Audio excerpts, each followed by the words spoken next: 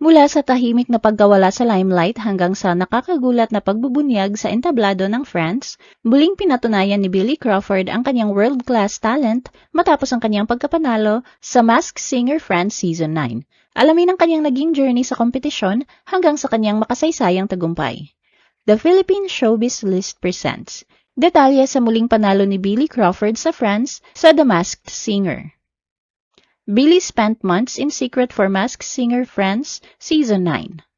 Muling nagbigay ng karangalan sa Pilipinas ang Filipino singer, actor at TV host na si Billy Crawford matapos tanghaling grand winner ng Masked Singer France Season 9 na ginanap noong June 28, 2026, Philippine Time. Ito ang ikalawang pagkakataon na nagwagi si Billy sa isang malaking talent competition sa France.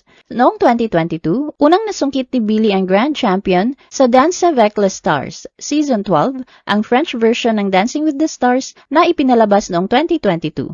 Laking gulat ng mga Pilipino nang mabunyag sa grand finale na si Billy, ang celebrity na nasa likod ng karakter na The Donkey.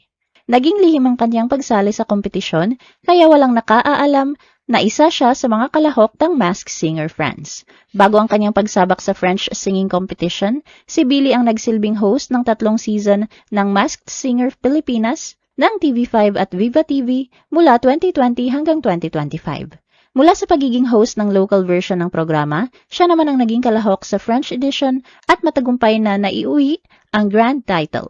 Ipinaliwanag din nito ang matagal na pagkawala ni Billy sa Pilipinas at pananahimik sa publiko habang isinasagawa ang kompetisyon.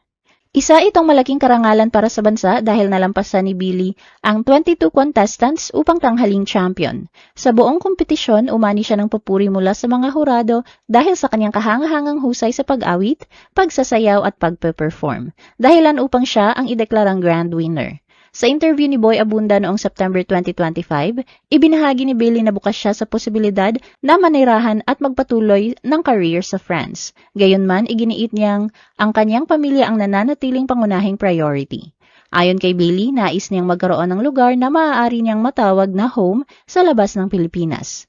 Matagal nang may matatag na fanbase si Billy sa France mula nang sumikat ang kanyang 2002 R&B hit na Tracking. Noong May 2025, matagumpay rin niyang idinaos ang kanyang kauna-unahang solo concert sa Paris na nagpapatunay na patuloy na lumalawak ang kanyang kasikatan sa France.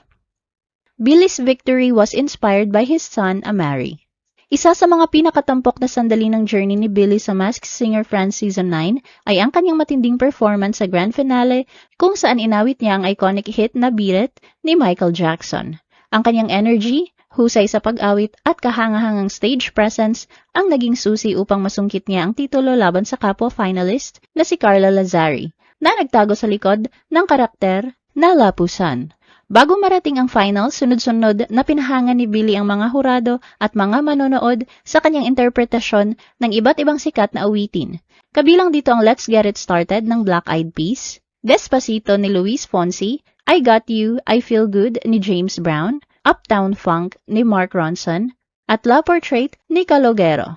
Matapos ang kanyang tagumpay, nagbahagi si Billy ng mensahe ng pasasalamat sa social media.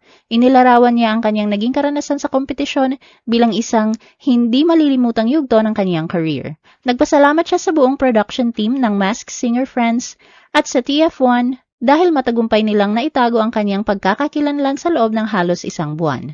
Kinilala rin niya ang costume designers na naging matyaga sa paggawa at paulit-ulit na pag-aayos ng kanyang kasuotan bilang The Donkey. Lubos din niyang pinasalamatan ang lahat ng bumoto at sumuporta sa kanya sa buong kompetisyon.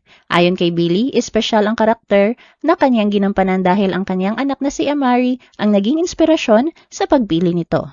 Naniniwala siyang kung magugustuhan ito ng kanyang anak, tiyak na mamahalin din ito ng mga manonood.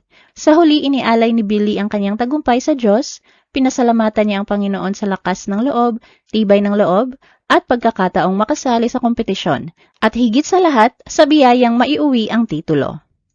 Billy earned praise after being crowned champion. Kasunod ng kanyang pagkapanalo, bumuhos ang pagbati at papuri para kay Billy mula sa mga Pilipino at maging sa kanyang mga fans sa ibang bansa. Marami ang nagsabing ikinagulat nila ang kanyang paglahok sa kompetisyon dahil nagawa niyang ilihim ito hanggang sa mismong grand finale. Nang alisin ang maskara at mabunyag na si Billy ang nasa likod nito, agad itong naging usap-usapan sa social media. Pinuri ng maraming netizens ang kanyang pagiging tahimik tungkol sa proyekto at ang pag-iwas niyang ipaalam sa publiko ang kanyang pagsali habang isinasagawa pa ang kompetisyon. Natuwa rin ang mga fans nang ibunyag ni Billy na ang kanyang anak na si Amari ang naging inspirasyon sa pagpili niya ng karakter na donkey. Hindi rin nagpahuli ang mga kapwa-artista at kaibigan ni Billy sa pagbati. Isa na rito ang R&B singer na si JR na nagpahayag ng buong suporta at nagsabing hindi siya nagduda na magwawagi si Billy sa kompetisyon. Samantala marami ring international fans ang nagpahayag ng paghanga sa kanyang talento at dedikasyon. Ayon sa ilang netizens, muli na namang pinatunayan ni Billy ang kanyang husay sa pag-awit at pag-perform, dahilan upang lalo pang lumawak ang kanyang tagumpay sa international entertainment scene.